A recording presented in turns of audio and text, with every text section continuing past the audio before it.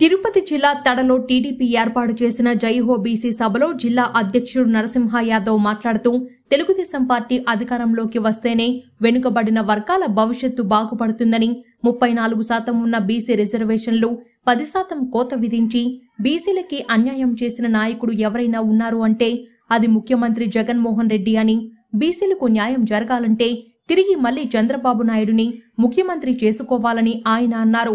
ఈ కార్యక్రమంలో తిరుపతి జిల్లా బీసీసీఎల్ అధ్యక్షులు రుద్రకోటి సదాశివం, ఉపాధ్యక్షుడు చిట్టేటి పెరుమాల్, సూలూరుపేట నియోజకవర్గ ఇన్ఛార్జ్ నెలవల సుబ్రహ్మణ్యం, నియోజకవర్గ నాయకులు, కార్యకర్తలు తదితరులు పాల్గొన్నారు।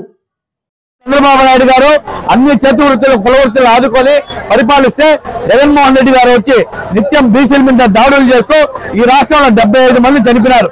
నిన్నగాక మొన్న ఇదే మత్స్యకారులకు సంబంధించిన దుర్గారావు అనే వ్యక్తి మాచర్ల నియోజకవర్గంలో అతను మత్స్యకారుడు, ఆయన తెలంగాణ నుంచి మద్యం తెచ్చినాడని చెప్పి పోలీసులు అతని కేసు పెట్టి అరెస్ట్ చేశారు। 2024 కూడా అత్యధిక మెజార్టీతో బీసీలందరినీ ఏకపక్షంగా బీసీలందరూ కలిసి చంద్రబాబు నాయుడిని అత్యధిక మెజార్టీతో గెలిపించి బీసీలకు ప్రాధాన్యత ఇచ్చి బీసీలను అక్కడే చేర్చుకొని బీసీలకి రాజకీయ పదవులు ఇచ్చి వాళ్ళందరినీ కూడా ఆర్థికంగా సామాజికంగా పైకి తీసుకొచ్చే వ్యక్తి నారా చంద్రబాబు నాయుడు గారు అని చెప్పి మనం చేస్తూ ఉంటాం।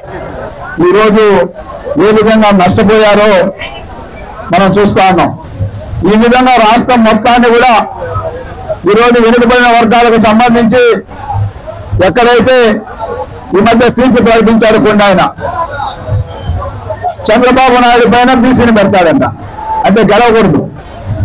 ఎక్కడ గెలవని సీట్లలో మాత్రమే బీసీ అభ్యర్థులు పెడతా ఉన్నాడు ఈ ముఖ్యమంత్రి। ఇప్పటి వరకు ఆయన ప్రకటించిన స్థానాలన్నీ కూడా చూస్తే వైసీపీ ఎక్కడ ఓడిపోతాదని ఆయనకు అనుమానం ఉంటే అది బీసీని పెట్టేసింది।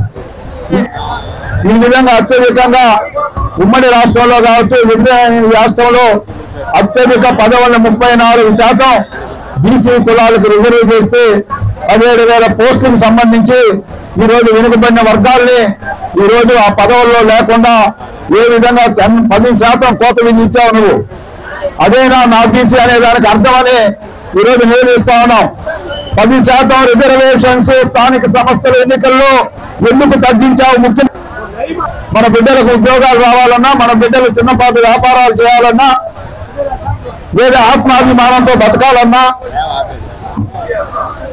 తెలుగుదేశం పార్టీ అధికారంలోకి వస్తేనే వెనుకబడిన వర్గాల భవిష్యత్తు బాగుపడుతుందని మేము అందరూ నమ్ముతూ ఉన్నాము।